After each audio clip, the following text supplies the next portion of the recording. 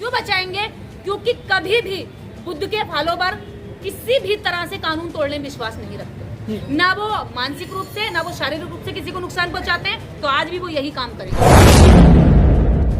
Ambedkar park Lucknow में बना हुआ है, वहां से लाखों रुपए रेवेन्यू कमा रही है, टिकट से पैसा कमा रही है, उनकी सफाई भी नहीं करवाती, उनको टूट टूट के वो बेकार गिर रहे हैं।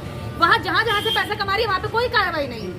जबकि इस देश के अंदर इस छोटी सी जमीन से ये दिक्कत हो रही है कि कुछ वैचारिक लोग यहाँ बैठ करके विचारशील बात कर लेते हैं, देश को कैसे बचाया जाए उस पर बात कर लेते हैं, देश के अंदर क्या नीतियां बननी चाहिए, किस तरह से देश के अंदर शोषण बंद होना चाहिए, उस पर ये सारे लोग बैठ करके चर्चा कर लेते हैं।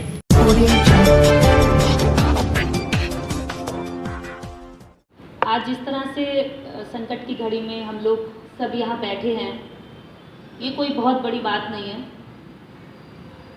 पुराने टाइम में जब छप्पर गिर जाते थे तो सभी लोग एक एक हाथ का सहारा देकर चढ़ा दिया करते थे और टूटता हुआ घर बच जाया करता था। ये तो हमारा सामूहिक घर है, हमारा धार्मिक स्थल है, तो हम इसको भी बचा सकते हैं और बहुत सहज भाव से। अभी सर ने कहा कि बौद्धिस्टों की पहचान अलग है और केवल भारत ही नहीं पूरे विश्व में उनको अलग व्यवहार और स्वभाव से पहचाना जाता है। उनके विचार और उनका व्यवहार ही उन्हें बाकी लोगों से अलग बनाता है। तो आज जिस तरह से इस बुद्ध विहार पर अथॉरिटी ने इस कार्रवाई के लिए तेजी दिखाई है, अगर यही तेजी किसी और मंदिर मस्जिद या दरगाह पर हो रही होती तो शायद मार धाड़ तोड़ फोड़ हो चुकी होती, उग्र हो चुके होते लोग, क्योंकि धर्म की बात में कतई लोग हस्तक्षेप बर्दाश्त नहीं करते, उनको धर्मांधता कहते हैं। लेकिन बौद्धिस्टों की खास पहचान यही है कि वो अंधे होकर के किसी भी चीज़ का ना विरोध करते हैं ना समर्थन करते हैं। उनके सामने यदि नोटिस आया है तो वो इस बात को बड़े संयम ढंग से समझ रहे हैं और सूझबूझ के साथ रास्ता खोज रहे हैं। इस देश के अंदर आप जब घर से निकलते हैं, मैं हर दिन ट्रैवल करती हूँ, पूरे देश में घूमती हूँ, हर सड़क पर आपको 100 से 150 मंदिर मिल जाएंगे और कहीं कहीं मस्जिद भी, दरगाह नहीं मिलेगी तो कम से कम मजार मिल जाएगी, जिसकी वजह से सीधा रास्ता टेढ़ा किया जाता है। रास्ते की दिशा मोड़ दी जाएगी लेकिन मंदिर नहीं हटाया जाएगा। रास्ते को पूरा दिग्भ्रमित कर दिया जाएगा, चाहे वहां पर उस मोड़ की वजह से दुर्घटना बाहुल्य क्षेत्र बन जाए, लेकिन फिर भी पब्लिक, इंसान और नागरिकों की कोई परवाह न किए बिना केवल धर्मांध लोगों की भावनाओं का ध्यान रखते हुए वहां से रास्ता मोड़ दिया जाता है।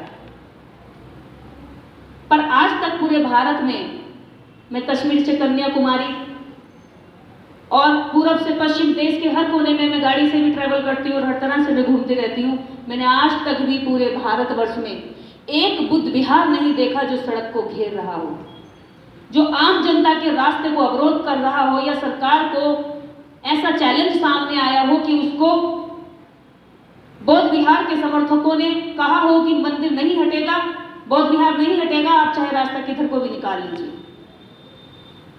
और ऐसे शांत स्वभाव वाले लोगों को भारत के अंदर हर दिन तंग किया जाता है। लाखों करोड़ों की तादाद में इतने मंदिर बन रहे हैं और बुद्ध विहार नाम मात्र गिनती के हैं, वो भी उनकी आंखों में खटकते हैं।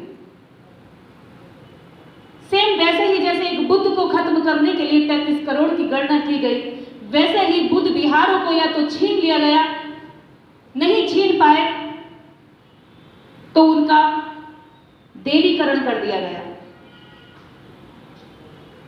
भ्रमित कर दिया गया, भ्रम फैला दिया गया कि वो विष्णु है या बुद्ध है,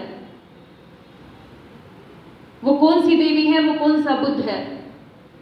उनकी कलाकृति नहीं मिटा पाए तो उनके ऊपर सिंदूर लगा दिया, चुनरी पहना दी, ऊपर से नीचे तक नेल पेंट लगा दी, मुंह में लड्डू ठूस दिया ताकि लगे कि हाँ भगवान है। बुद्ध तो कुछ खाता नहीं है, भगवान वाले खिलाते। पूरे देश के अंदर इस भारत में, इस भारत का मूल धर्म जिसको बाबा साहब अम्बेडकर ने बहुत गहनता से पढ़ा, अध्ययन किया और समस्त धर्मों को पढ़ने के बाद इस विश्व का सबसे विद्वान व्यक्ति जिस धर्म में जन्म लेता है उसको लात मार कर निकल आता है और कहता है कि दलदल और कीचड़ और दमन भरे जीवन और धर्म से निकलने के लिए केवल एक ही रास्ता है, वो बुद्ध का मार्ग है। आज उसी भारत के संविधान के रचयिता के धर्म को ठेस पहुंचाने के लिए कदम कदम घिनौने प्रयास किए जाते हैं। वो अथॉरिटी भी उसी कानून के तहत कार्रवाई करने को नोटिस हमारे सामने लाकर खड़ी होती है, जिस कानून को बाबा साहब डॉक्टर अम्बेडकर लिख कर गए और जिसमें लिखकर सीधा सीधा गए कि भारत धर्मनिरपेक्ष है, सेक्युलरिज्म यहाँ फर्स्ट रहेगा। लेकिन आज सरकारों के सड़क पर धर्म का नशा बोल रहा है, एक धर्म को सुरक्षित कर रही है, बढ़ावा दे रही है और दूसरे धर्म के खिलाफ आम जनता में नफरत फैला रही है और उन दोनों की आड़ में एक धर्म को नष्ट कर रही है, वो बौद्ध धर्म। एक पर्टिकुलर धर्म से नफरत कराई जाती है कि वो पढ़ लो, वहां हलाला होता है, वहां कुर्बानी दी जाती है, लेकिन अपना नहीं बताएंगे कि आपने नर बलियां तक दी हैं। क्यों रहे हम उसमें जहां हमारे पुरखों की एड़ियां रगड़ रगड़ कर दम तोड़ते तुमने देखा, लेकिन उनके दर्द का छुटकारा पाने का कोई प्रयास नहीं किया। क्यों रहे हम उस धर्म में जहां तुम्हारी इमारतें गिरी तुम्हारी गलती से, तो पंडित पुरोहितों ने कहा कि इमारत इसलिए गिरी है क्योंकि नरबलि नहीं दी गई। नरबलि के नाम पर हमारे सैकड़ों सैकड़ों पुरखों को जमीन के अंदर दफना दिया गया ताकि तुम्हारी झूठी इमारतें बनी रहें। तुमने अपने मक्कार झूठे काल्पनिक कल्पनाओं के ढोंगों को पूरा रखने के लिए, वर्चस्व में बनाए रखने के लिए कि देवता है, शक्ति है, स्वर्ग है, नर्क है के नाम पर हजारों जातियों में बांटकर हमें भाई से भाई के खिलाफ खड़ा करवा दिया। फिर भी तुम कहते हो कि हम उसकी बात ना करें। क्यों ना करें हम बात? क्योंकि आज भी करोड़ों लोग हमारे वहां पर हैं।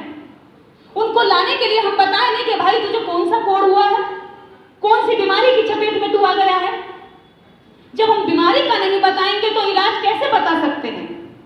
कोरोना नाम सर्च किया गया, उसका नाम पर रिसर्च हुई, उस वायरस का नाम जाना गया। जब हमारा समाज जिस वायरस की चपेट में, पहले हम उसका नाम बताएंगे कि नहीं बताएंगे? तभी तो वैक्सीन का नाम बताएंगे।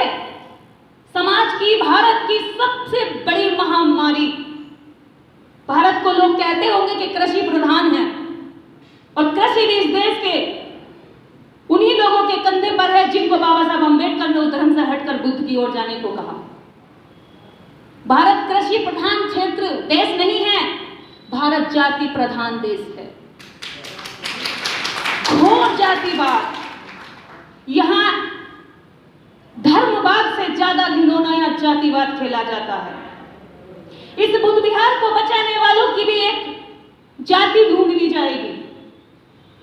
मेरी जाति लोगों को नहीं पता है तो गाली गुस्से में क्या जाते चमारी होगी, हो जाएगा। बुद्ध के मार्ग की बात करेंगे तो वो चमार हो जाएगा। नहीं जानते कि मेरी जाति क्या है, मेरे करीबी लोगों को भी नहीं पता है।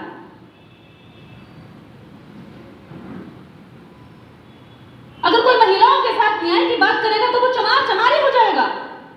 कितनी घटिया तरीके से इस बात को भी वो गर्व के साथ नहीं बताते हैं, इस तरह से बोलते हैं कि हम शाय हो जाए, हम घबराएं, हम उनके सामने लगे कि हम नीच हैं, छोटे हैं हम।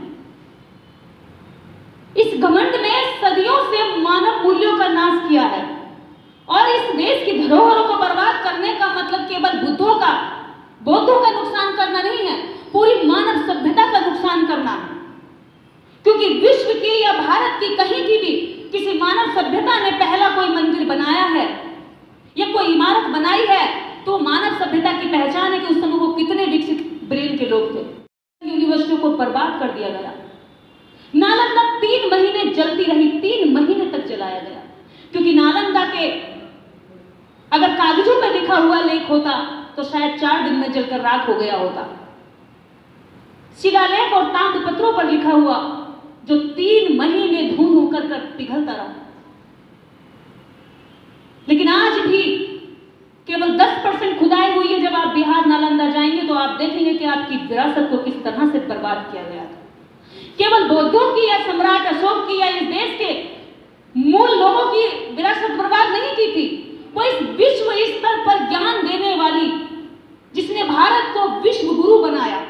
आपको और बता दूं कि आप भारत को विश्व गुरु के नाम से आज करते हैं। हम भारतीयों की एक खासियत बहुत अच्छी है, हम भले कल्याण अपने परिवार, अपने समाज, अपने आस पड़ोस का ना कर पाए, लेकिन हम बात विश्व स्तर की ही करते हैं। बात हम भले हमें मोहल्ले में कोई ना जाने, लेकिन हम अध्यक्ष राष्ट्रीय स्तर के ही होते हैं।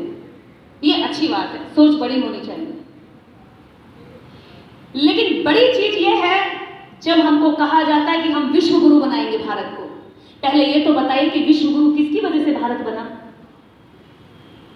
बुद्ध की वजह से।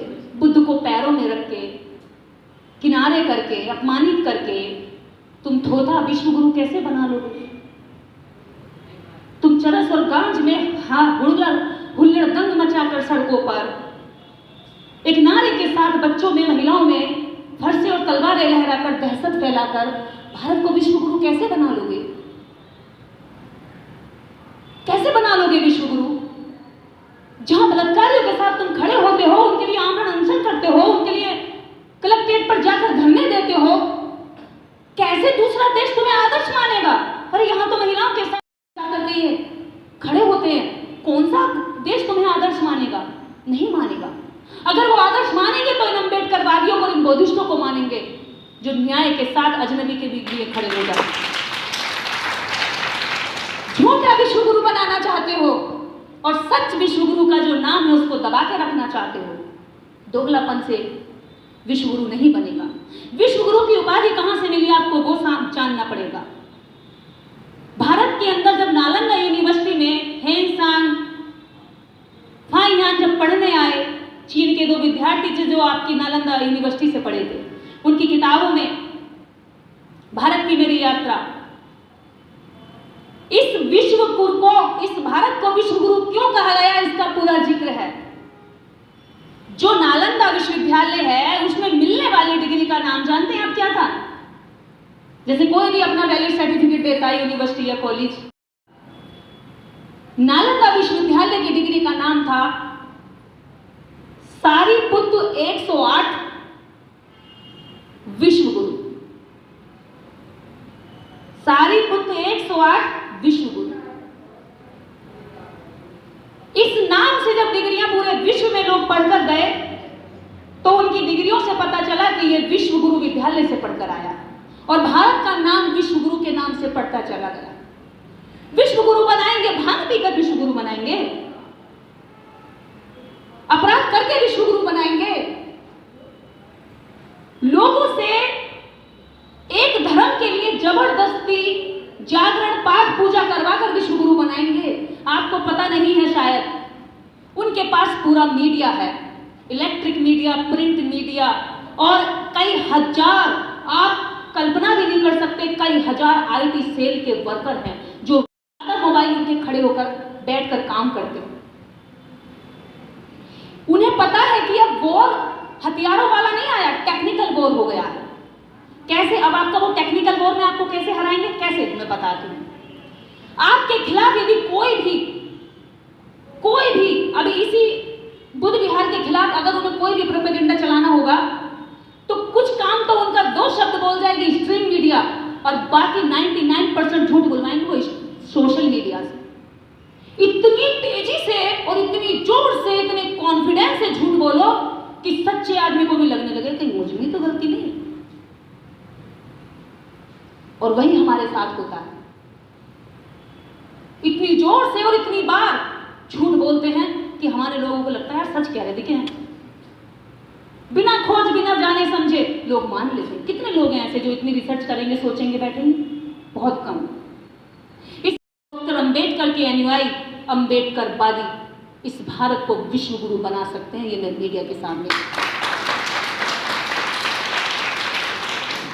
वो अपनी केवल जुबान से, बाणी से, उन पे कोई रिसोर्सेज नहीं है, उन पर खर्चा करने के लिए कोई आईटी सेल नहीं है, उनके पास कोई एक्सपर्ट नहीं है।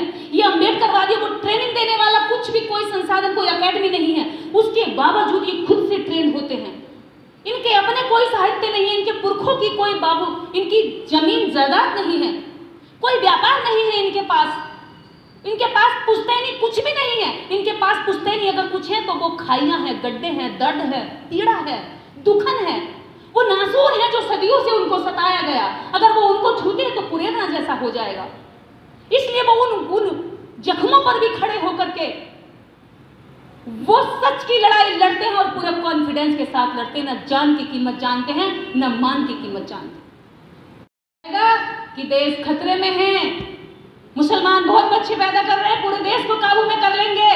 अरे अब्दुल की बिरयानी पूरे देश में बिक रही है। मुझे बताओ, कल को काछी, मल्ला, चमार, लोधी, पासी के नाम से अगर आप बिरयानी बेचने जाओ तो बिक जाएगी क्या? बिकेगी? अरे अब्दुल कल 15 रुपए का पंचर लगाता था, 10 रुपए का लगा लेगा। कौन मरेगा? मारा कौन जाएगा? कैसे कैसे प्रोपेगेंडा चलाए जाते हैं और हमारे लोग उसमें आ जाते हैं। पूरे देश की जनता अंधी होकर के कहती है हाँ बिल्कुल मोदी हैं तो इसलिए हम बच रहे हैं। मैं अपने प्रधानमंत्री की बुराई करने नहीं आई। जनता के द्वारा चुने गए हमारे प्रधानमंत्री जी, हम उनसे यही कहना चाहते हैं कि हम भी इस देश के नागरिक हैं। यदि पाखंडी आडंबरी लोग आपको टैक्स देते हैं